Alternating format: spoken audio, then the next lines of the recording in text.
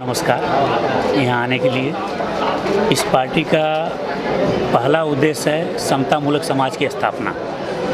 समाजवाद में जो बिखराव है, जो हिंदू मुस्लिम जाति भेदभाव किया जा रहा है, उसमें एक समानता हो। पूरे देश में एक प्रकार का माहौल बन गया है कि हिंदू मुस्लिम टकराट, सॉफ्ट हिंदू सॉफ्ट मुस्लिम, इन्हें हर बिरादरी में कट्टर होते हैं, हर जात धर्म में कट्टर होते हैं। उस कट्टर से देश की प्रगति रुक जाएगी, क्योंकि हमारा विकास का रास्ता हिंदू मुस्लिम से नहीं है। आज़ादी की लड़ाई में हर एक वर्ग, हर एक समाज, हर एक धर्म काम किया।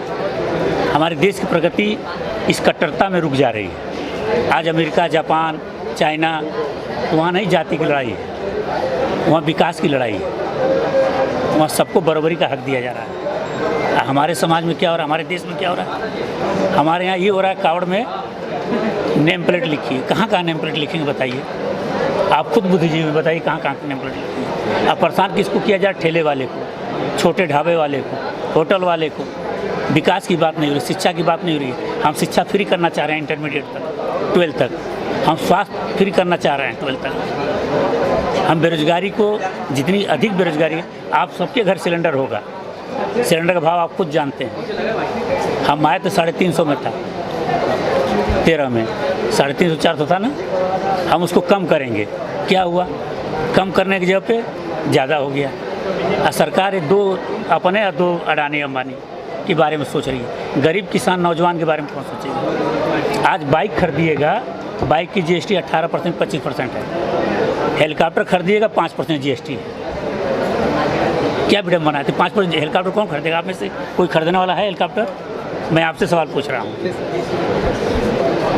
तो आप ये कह रहे थे आपका विधानसभा की इलेक्शन की तैयारी चल रही है, तो आपकी पार्टी कुछ सीटों पर लड़ेगी, उसकी हम अलग से अनाउंसमेंट कर देंगे। हम मैक्सिमम 10 से 20 सीट लड़ेंगे। सैनी जी, ऐसा काफ़ी सारी ऐसी पार्टी होती है जो नए तौर पर लड़ना चाहती है, जी, लेकिन आखिर में जाकर किसी न किसी बड़े पार्टी से मर्ज हो जाती है, उसके साथ काम करती है। तो आपकी पार्टी का भी उद्देश्य उसी नहीं, हमारा उद्देश्य में मर्ज नहीं होंगे।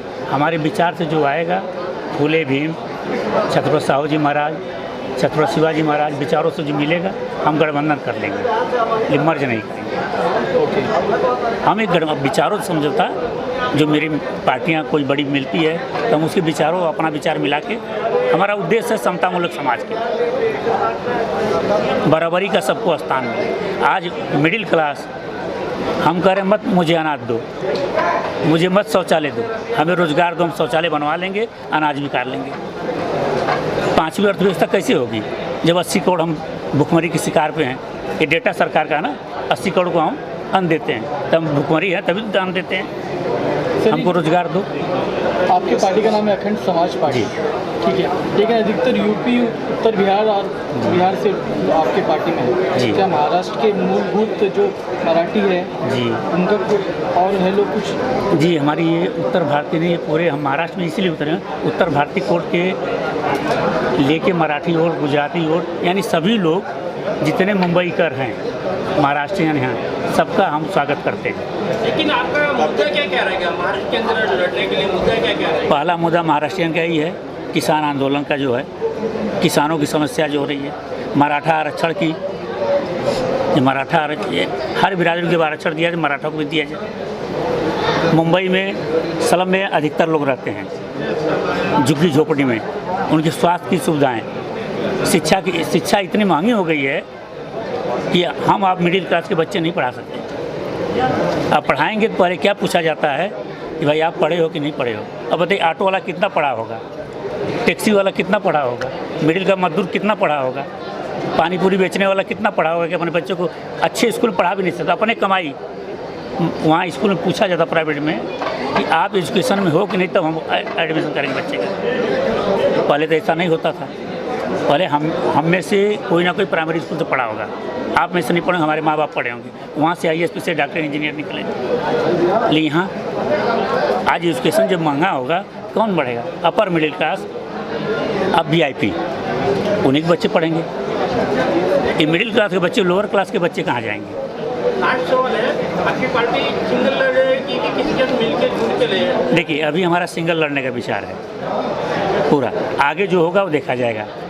हमारे विचार से ये जो पोस्टर पीछे हैं महापुरुषों का, इनके विचार से जो मिलेगा तो हम समझौता करेंगे। इंडिया के होगा या NDA होगा? अब ये भविष्य में है, क्या ये तो पार्टी बताओ। प्रमुख के तौर पर आप किसी विधानसभा क्षेत्र से लड़ने वाले हैं? अब इस पर कमेटी तय करेगी, हम कैसे करें, हम तय कैसे करें, अकेले फैसला होगा आपके नहीं। मन में होगा ना इच्छा? नहीं, कमेटी मुझे अगर लड़ना है, जैसे कमेटी जहाँ बताएगी वहाँ हम लड़, आज ये कार्यकर्ता हम हैं, कमेटी जहाँ बोलेगी वहाँ लड़ने के लिए हम तैयार हैं। मुंबई में वेलकम कैसा हुआ आपका? अब तो आपके सामने ही है, आप लोग का प्यार, आप लोग का आशीर्वाद बना रहे।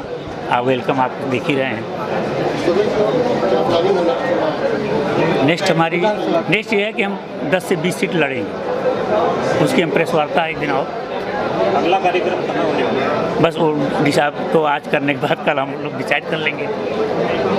सर, सुनने में आया था कि आप भारतीय जनता पार्टी से कई सालों से जुड़े थे, जी हम वहाँ, लेकिन कहाँ आपका मोह भंग हुआ कि आपने एक पार्टी का समर्थन किया, आज एक पार्टी लेकर खड़े हैं? जी 4 चीज़ों की वजह से हम भारतीय जनता पार्टी, आपने पांडे जी सही बात उठाई कि पहली बात जो सुनने में आया कि सभी लोग बताए कि गौकसी से चंदा आया, इलेक्ट्रल बोर्ड जो आया उसमें क्लियर हो गया, पाकिस्तान की कोई कंपनी दी, तो हमारा हिंदुत्व का ये मुद्दा नहीं था जिसके लिए हम BJP ज्वाइन किए थे।